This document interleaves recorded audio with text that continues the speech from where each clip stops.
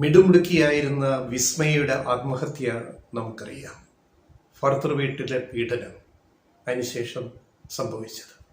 അതേപോലെ കേരളത്തെ പിടിച്ചുലച്ച ഒരു ആത്മഹത്യയാണ് ഡോക്ടർ ഷഹ്നയുടെ ആത്മഹത്യ. തിരുവനന്തപുരം മെഡിക്കൽ കോളേജിലെ PG വിദ്യാർത്ഥിയും ഡോക്ടറുമായിരുന്ന ഷഹ്നയും സഹപാഠി ഡോക്ടർ റുവൈസും തമ്മിലുള്ള വിവാഹം വീട്ടുകാർ ഉറപ്പിക്കുന്ന ഘട്ടമെത്തിയപ്പോൾ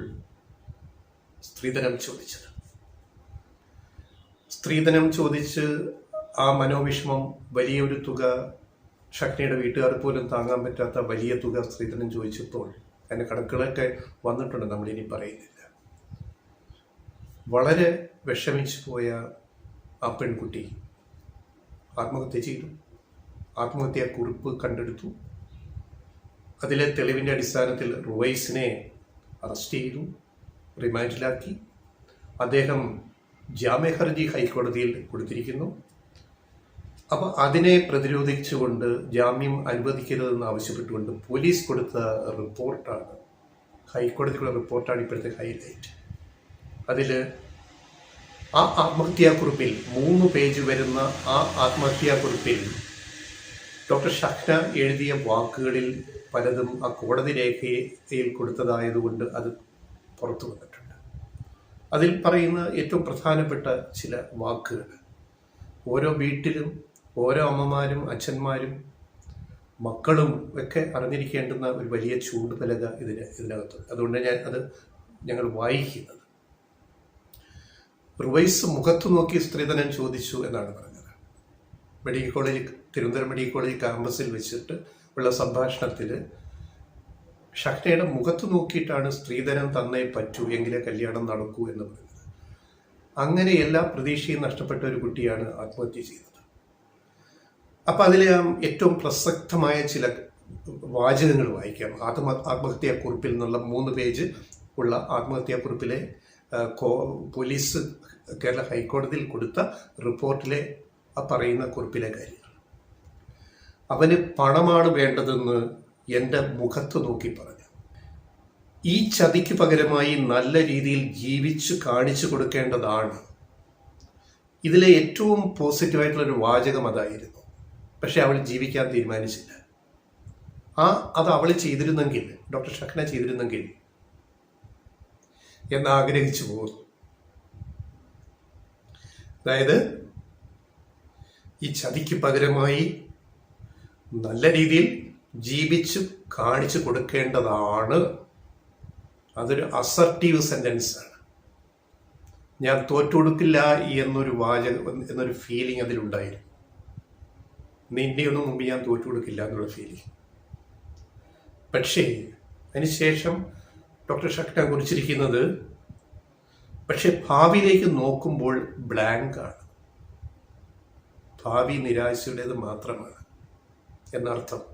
ബ്ലാങ്ക്, ഇരുട്ട് മാത്രം, മുന്നിൽ ഇരുട്ട് മാത്രമാണ്, ശൂന്യമാണ് ജീവിതം എന്ന് ഒരു പെൺകുട്ടിക്ക് തോന്നുകയാണ്. ഇനിയും ഞാൻ എന്തിന് ജീവിക്കണം? ഇനിയും ഒരാളെ സ്നേഹിക്കാനോ വിശ്വസിക്കാനോ കഴിയുമെന്ന് തോന്നുന്നില്ല. അതതിൻ്റെ അകത്തെ രണ്ടാമത്തെ ഒരു ദുരന്ത വാചകമാണ്. ഒന്ന് പോസിറ്റീവ്, എനിക്ക് ജീവിച്ച് കാണിച്ചു കൊടുക്കണമെന്നുണ്ട് റുവൈസിൻ്റെ മുന്നിൽ. പക്ഷെ അവൾ തോറ്റുപോവുകയാണ്. അതെനിക്ക് തോന്നുന്നില്ല. ഇനി ഒരാളെയും സ്നേഹിക്കാനോ വിശ്വസിക്കാനോ കഴിയുമെന്ന് എനിക്ക് തോന്നുന്നില്ല. അപ്പം എത്രമാത്രം ഗാഢമായിട്ട് ആഴത്തിൽ ഷഹ്ന റുവൈസിനെ സ്നേഹിച്ചിരുന്നു എന്ന് ഈ വാക്കുകളിലൂടെ മനസ്സിലാവും, അല്ലേ? അതുകൊണ്ട് മരിക്കുകയാണ് എൻ്റെ മുന്നിലുള്ള ഏക മാർഗം. ഇതൊരു വലിയ ചൂണ്ടുപലകയാണ്. എത്ര പെൺകുട്ടികളാണ് നമ്മുടെ നാട്ടിൽ ഇങ്ങനെ ഇത്രയും പുരോഗമനം പറയുന്ന നമ്മുടെ കേരളത്തിൽ ഓരോ വർഷവും? ഇപ്പം വിസ്മയുടെയും ഷഹ്നയുടെയൊക്കെ കാര്യം ഏറ്റവും ഒടുവിലത്തേതായതുകൊണ്ട് പറഞ്ഞത് മാത്രം. അതിനു മുമ്പുള്ള ഒരു വലിയ ലിസ്റ്റുണ്ട്. ഇനി മരണത്തിലേക്ക് നയിക്കപ്പെടാത്ത, ആത്മഹത്യയിലേക്ക് നയിക്കപ്പെടാത്ത സ്ത്രീ പീഡനങ്ങൾ എത്രയോ വീടുകളിൽ നടക്കും, നമുക്ക് ഊഹിക്കാം. അപ്പം കേരളം എങ്ങോട്ടാണ്? ഡവറി ചോദിച്ചിട്ട് കല്യാണം സ്നേഹിച്ചിട്ട് പിന്നെ ഡവറി ചോദിക്കുക. സാധാരണ സ്നേഹിച്ചാൽ ഇവരിപ്പോൾ ഒരേ മതക്കാർ, മുസ്ലിം സമുദായത്തിൽപ്പെട്ടവർ. ഇനി അന്യ സമുദായത്തിൽപ്പെട്ടവരാണെങ്കിൽ പിന്നെ ഇപ്പോൾ ക്രിസ്ത്യൻ, ഹിന്ദു, അതുപോലെ ഹിന്ദു മുസ്ലിം, ക്രിസ്ത്യൻ മുസ്ലിം ഒക്കെ വരികയാണെങ്കിൽ ചില തർക്കങ്ങളും പിന്നെ വഴക്കുകളും ഒക്കെ വീടുകളിലുണ്ടാവാം. പക്ഷെ അവിടെയും ചില ഒത്തുതീർപ്പുകളിൽ അവർ വിവാഹം കഴിക്കുന്ന എത്രയോ സംഭവങ്ങൾ നമുക്ക് നേരിട്ടറിയാം.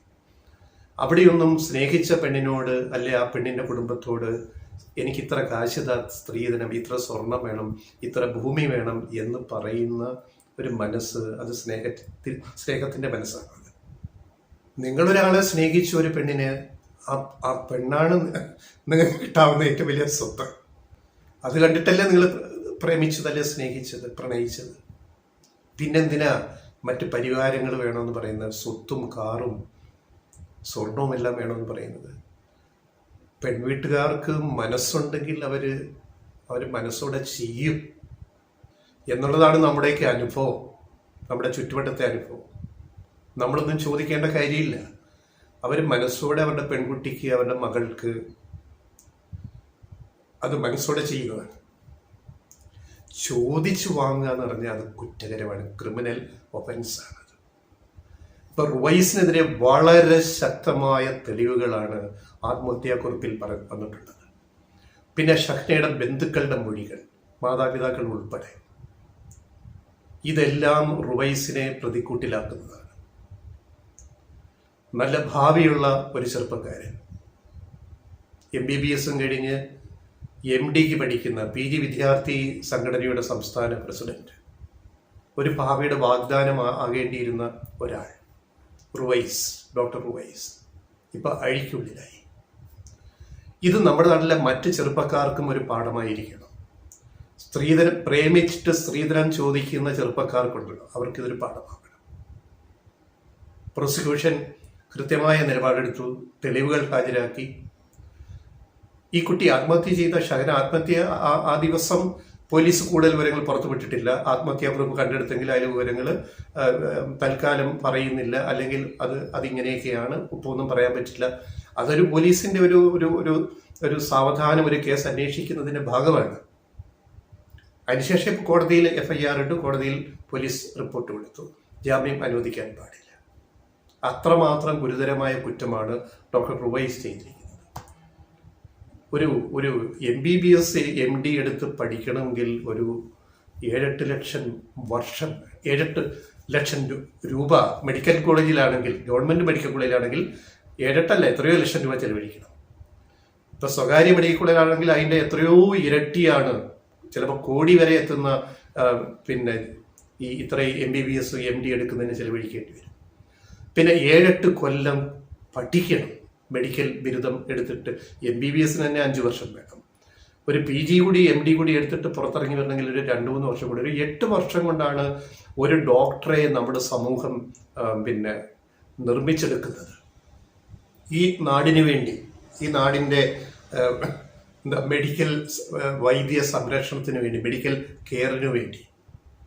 അതിന് ഗവൺമെന്റ് മെഡിക്കൽ കോളേജിൽ സബ്സിഡിയിലാണ് ഒരു വിദ്യാർത്ഥി പഠിക്കുന്നത്. റുവൈസ് ആയാലും ഷഹനയായാലും വേറെ ആരായാലും ഗവൺമെന്റ് മെഡിക്കൽ കോളേജിലെ ഫീസ് ഘടന സബ്സിഡൈസ്ഡ് ആണ്. 15 ലക്ഷം ചെലവഴിക്കേണ്ടടുത്ത് 5 ലക്ഷത്തിൽ പഠിച്ച് ഇറങ്ങാൻ പറ്റും.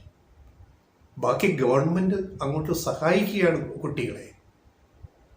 എൻട്രൻസ് കഴിഞ്ഞ് വന്ന് ചേരുന്ന ഗവൺമെന്റ് മെഡിക്കൽ കോളേജിൽ ചേരുന്ന കുട്ടികളെ. സ്വകാര്യ മെഡിക്കൽ കോളേജിൽ വൻ ഫീസ്, ഒരു അഡ്മിഷൻ തന്നെ മിനിമം 50 ലക്ഷം മുതൽ 1 കോടി വരെ കൊടുക്കേണ്ടി വരും MBBS. നമുക്കറിയാമല്ലോ, നമ്മുടെ ചുറ്റുവട്ടത്തുള്ള സ്വകാര്യ മെഡിക്കൽ കോളേജിൽ അഡ്മിഷൻ വാങ്ങിയ നമ്മുടെ ചില സുഹൃത്തുക്കളുടെ മക്കളുടെ കഥകൾ എനിക്കറിയാം. മിനിമം 50 ലക്ഷം മുതൽ 1 കോടി വരെ കൊടുത്തിട്ടാണ് ഒരു കുടുംബം MBBS ഒരു സീറ്റ് സംഘടിപ്പിക്കുന്നത്. എൻട്രൻസ് ലിസ്റ്റിൽ വന്ന ഒരാളുടെ ഗവൺമെന്റ് മെഡിക്കൽ കോളേജിലെ സീറ്റുകളുടെ പരിധി കഴിഞ്ഞ് സ്വകാര്യ മെഡിക്കൽ കോളേജുകളിലേക്ക് സ്വാശ്രയം എന്ന് പറയുന്നത്. അപ്പോൾ ഒരു കുടുംബം 50 ലക്ഷം മുതൽ 1 കോടി മുടക്കി ഒരു ഡോക്ടറെ പഠിപ്പിച്ചെടുക്കുമ്പോൾ, ആ ഡോക്ടർ പുറത്തിറങ്ങുമ്പോൾ അദ്ദേഹത്തിന് മനസ്സിൽ തോന്നിയാൽ, അല്ലെ അവർക്ക്, ആണായാലും പെണ്ണായാലും, എൻ്റെ കുടുംബം, എൻ്റെ അച്ഛനും അമ്മയും 1 കോടി ചെലവഴിച്ചല്ലേ ഞാൻ ഡോക്ടറായത്, അപ്പം ഞാൻ പിഴിയണ്ടേ, രോഗികളിൽ നിന്ന് ഞാൻ കാശുണ്ടാക്കണ്ടേ, എന്ന് ചിന്തിക്കുന്നവരുമുണ്ട്. അപ്പോൾ ഗവൺമെൻറ് മെഡിക്കൽ കോളേജിൽ പഠിക്കുന്ന കുട്ടികൾക്ക്, വിദ്യാർത്ഥികൾക്ക് ഗവൺമെൻറ് വലിയ സഹായങ്ങൾ നൽകി പഠിപ്പിച്ചിട്ടാണ് ഒരു ഡോക്ടറെ പുറത്തിറക്കുന്നത് 7-8 വർഷം കൊണ്ട്. MBBS 5 വർഷം, അല്ലെങ്കിൽ MD കൂടി ആകുമ്പോൾ PG കൂടെ ആകുമ്പോൾ 7-8 വർഷം. അങ്ങനെ പഠിച്ചിറങ്ങിയ ഒരാൾ, അല്ലെ പഠിച്ചിറങ്ങാറായ ഒരാൾ, ഒരു ഡോക്ടർ ഇങ്ങനെ ഒരു ക്രിമിനൽ ആക്ടിവിറ്റിയിലേക്ക് പോയി എന്ന് പറയുന്നത് സമൂഹത്തിന് കൊടുക്കുന്ന സന്ദേശം എന്താണ്? അതാണ് നമ്മൾ ആലോചിക്കേണ്ടത്.